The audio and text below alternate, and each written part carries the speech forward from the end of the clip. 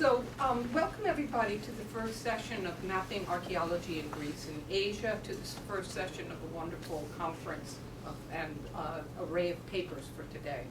So we have three papers this morning that range widely, I hope not wildly, over this part of the world, from Thessaly to Nicaea and then to Athens. And the last paper will be thinking about teaching, which is often the bread and butter of many of the people here and all of us.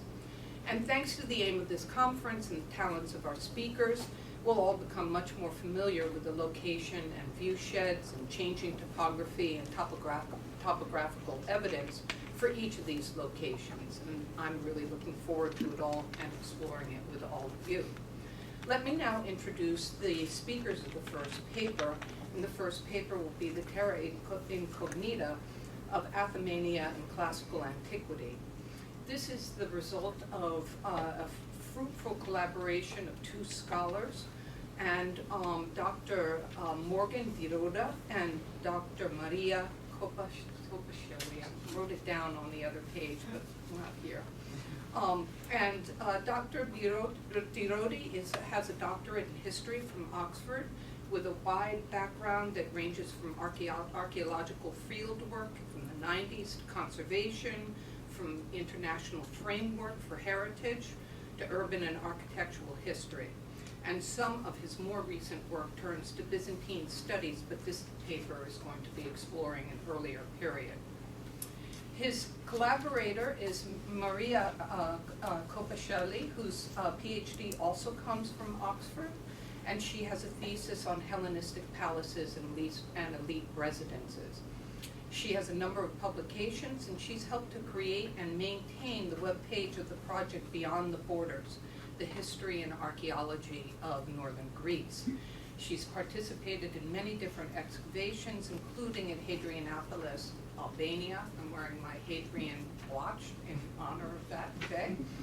And so with their varied and complementary talents, this should be a wonderful paper.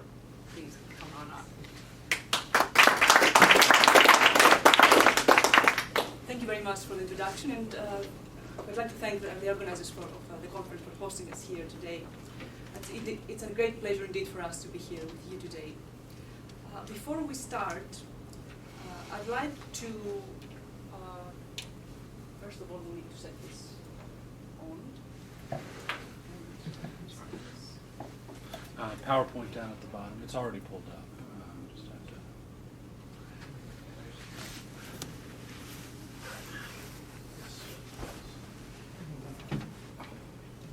We'll also have some handouts with it. I think it's a good time to apologize about the inconsistency. There are some in color and some in black and white.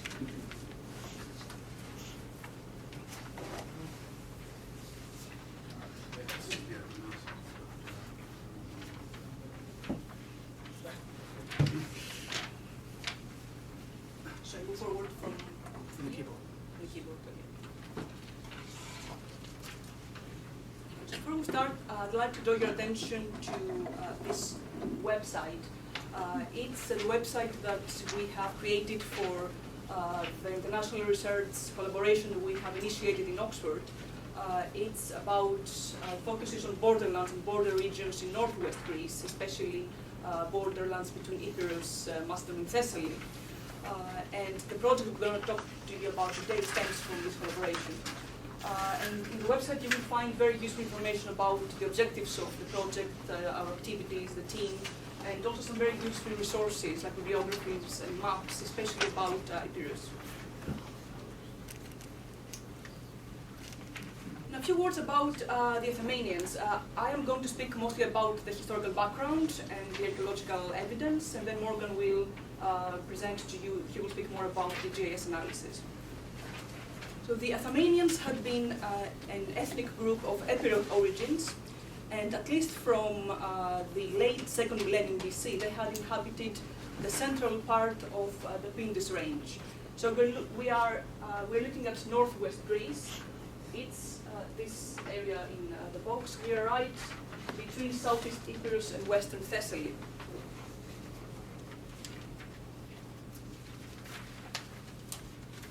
Roughly, the territory, this is the same part who had in the box, like in a, let's say in a close-up here. So the territory of the Athamania extended roughly from the river Arachthus to the west.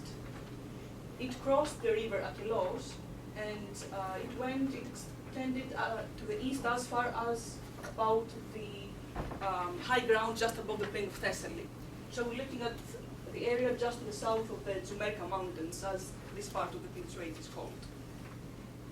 And it's this semi-mountainous region that we can see here. This gives us, I think, a good idea of the terrain of this area. So this is the Arachthus rivers, and we're looking to the east, the Zumerka Mountains just to the north.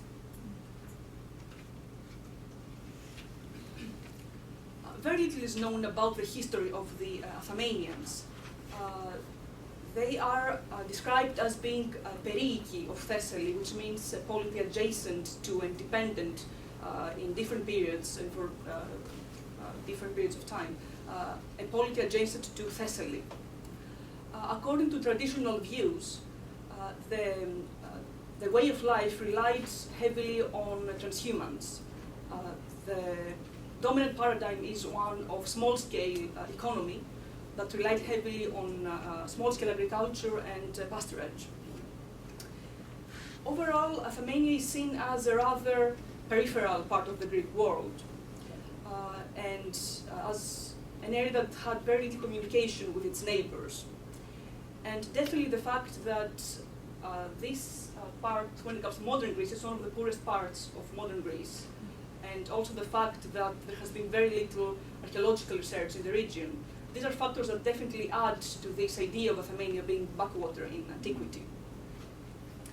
In fact, if we look at the literary evidence closely, we will get a slightly different image about the Athamanians.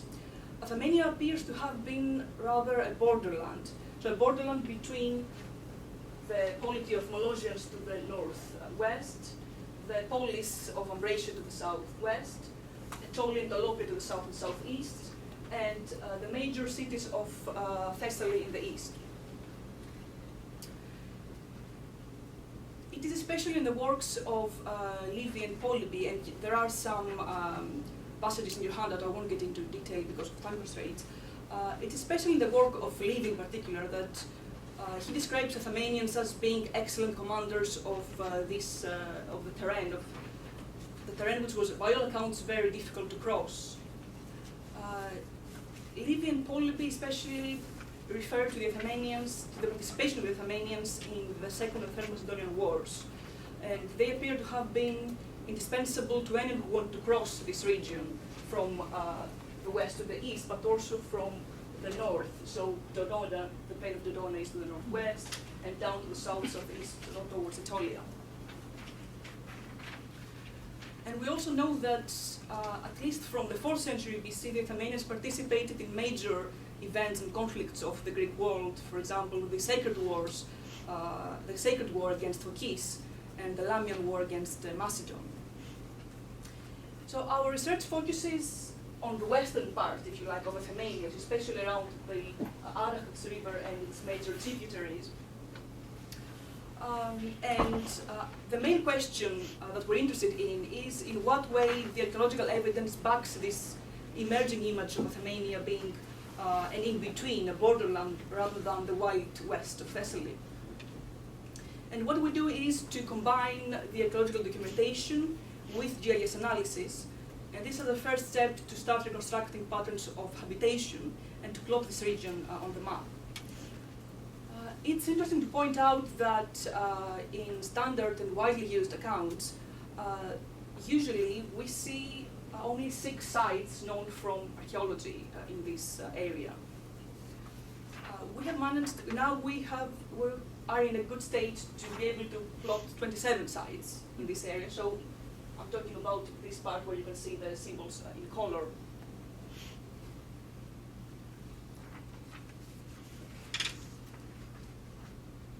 So a little bit when it comes to the symbology and what it means.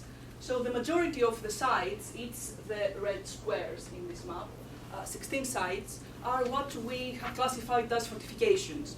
This means fortified sites, so we have a fortification enclosure, but it is not certain if we have building remains inside because they're not visible on the surface. Extremely important to note that none of these sites have been excavated, so everything relies on what we can see on the surface.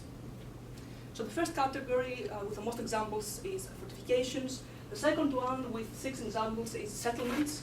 Again, fortified sites, it is certain that they enclose base structures. The third category is only 2 examples. It's towers, so these 2 with the triangles. We have only 2 examples. These are the lower courses of ancient towers that are incorporated in modern chapels. The third group is we have only 1 example. We have called it building because we don't know what the original function was. And there are also 2 sites, 2 grave sites, very small. 1 grave. The second one has it's reported as only 4 graves. Now a few more information about the type of sites and their topography especially. All of the sites, of the fortified sites, are located on high ground. And the altitude in most cases is about 600 to 700 meters. In the northwest part of the region, this one, which is the most mountainous, there are 3 cases where we find sites to about approximately 1,400 meters. And again, in most cases, the location allows commanding views to the river valleys and mountain passes. So first example is the site of Buriana. We're looking again to the east. This is one of the small tributaries of Araxos, and again we have the Jumerka mountains here. And the second example is the site of Palokatouno. I chose this example because it has a very distinctive shape. This is where the site is located. You can see it has this very distinctive, almost conical shape. And it's very easy to distinguish it from other nearby sites. So in this case, we're in the site of Anemorachi, right to the west. So it seems that there is this visibility from between the sides.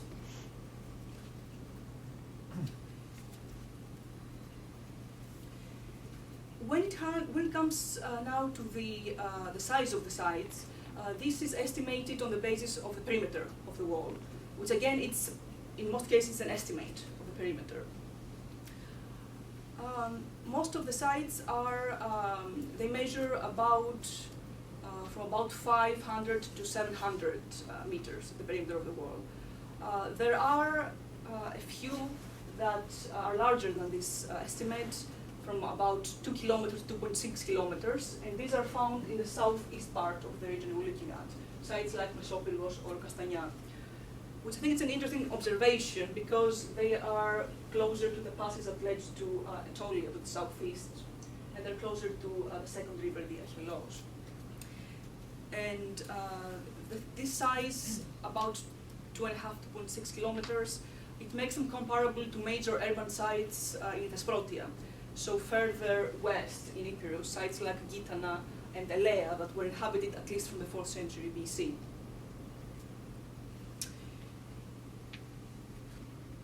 Here, this is an example. It's a reconstructed plan from the work of Hammond about Epirus in 1967. Most of the sites are formed by one ridge, and the fortification encloses this ridge. In this case, we have 2 or 3 cases, like Kalensi that we can see here, we have 2 ridges. In this case, the fortification wall, you can see some sections here on the east side, whilst the eastern side was right above the river and for the natural defense, the 2 ridges. Again, in the majority of the sites, we have several plateaus for habitation, and at least in 4 cases, remains of terracing, of retaining walls are also visible. There is no direct relationship between the size of the sites and the construction of the fortification wall, of the quality of the masonry in particular. This is a typical example of wall masonry. It's from the site of Galaritas. In most cases, the blocks of stone are roughly worked. In this case, it's documented as a pseudo-isodomic masonry.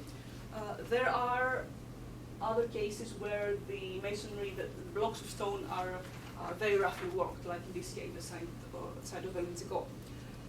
The maximum width of the fortification wall is about 2.80 meters. In only 2 cases, it is double-faced, and there are no cases where the individual blocks of stone exceed 1 meter in length. So this is only, obviously, a first image about the archaeological evidence that comes from the work we have done so far. The data collection relies on the published documentation about each of these sites from the local Greek Archaeological Service. It also relies on consulting the locally based archaeologists, especially in the Museum of Arta, and it relies also on our own initial examination on site. So we've been so far in about 1/3 of the 27 sites. And this is certainly, as you can understand, it's an initial snapshot on the surface of this region. And our priority for the next stage of the project is to obtain a much more refined idea about the chronology of its site. Because at the moment there is a tendency in bibliography to date the foundation of these sites to the 3rd century BC. This is because Athamania was conquered by Pyrrhus in 295 for about 60 years. And urban development is usually associated with Pyrrhus, in Epirus. There are earlier finds, especially bronze statuettes, that come again from especially sites in the southeast part that go to the 5th century BC, but they are stratified, and this is why definitely our priority for the next stage is to obtain more data about the chronology. So Morgan will now talk to you about the GIS analysis. After all the fun bit, I will now endeavour to bore you to tears with a brief methodological statement. As Mary said, we have only limited knowledge of the actual sites. Unfortunately, getting permits in Greece is just about as easy as getting gold dust from turnips. Unfortunately, most of the publications are carefully squirreled away in the archives of the Euphoria. So we are working with what we have. Again, for equal constraints, in this case of financial constraints, we're working with freely available satellite imagery.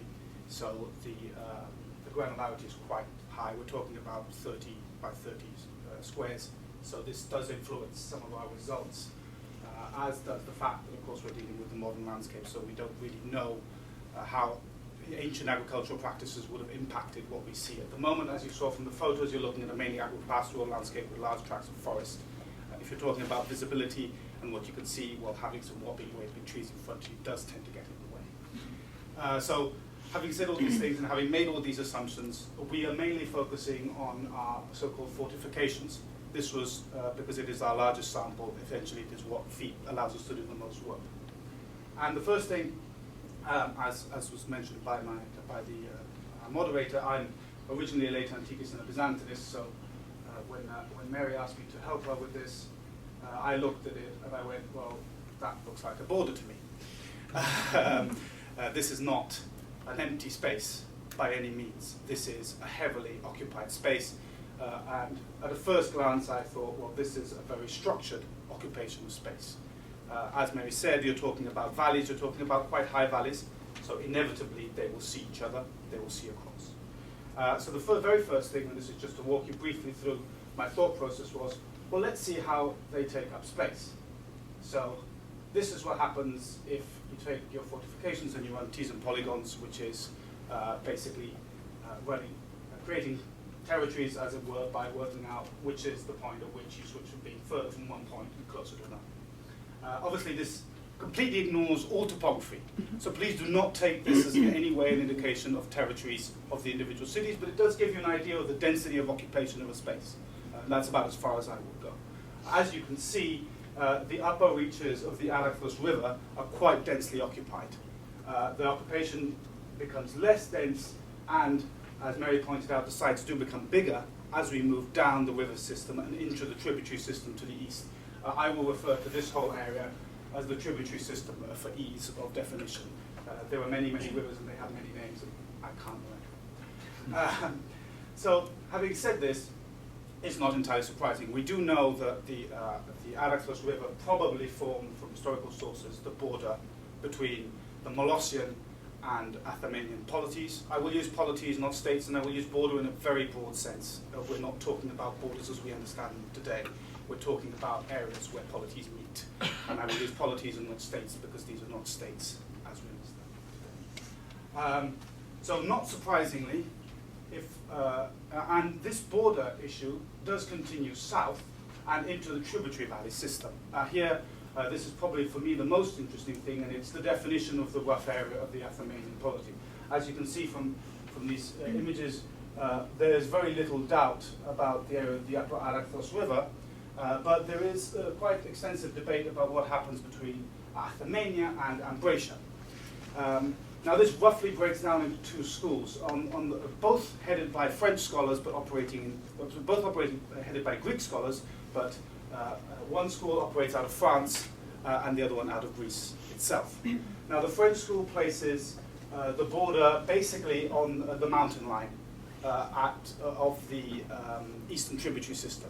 I will quickly go back to it later. So if you look at your handouts, there is a map on the back. Just looking at the following. This is approximately the line of the upper foothills of the eastern tributary system. There will be a clear image of it now. The Greek school places it on the line of the major eastern tributary river. I will also point out the different quality of the maps. This makes it slightly hard. So to go back to our upper system of the Araxos, well, this is quite straightforward. Here you see the views from the sites on the western bank of the river. Shock horror, if you place sites roughly halfway up a steep river valley in the mountains, you can see across into the other side of the valley. And equally, if one looks at the eastern bank, you have the same thing. You have essentially what I would argue is a system of control of the opposition territory. Less of the river itself, as you may notice from both these images, more of the territory. And that makes sense. If you're looking at a border region, by the time they get to the border, it's a bit late, essentially. And of course, we are lacking information about what's going on at the river level. We're essentially operating on the basis of surface analysis. So in this, it's quite straightforward. It is a structured, well-occupied system.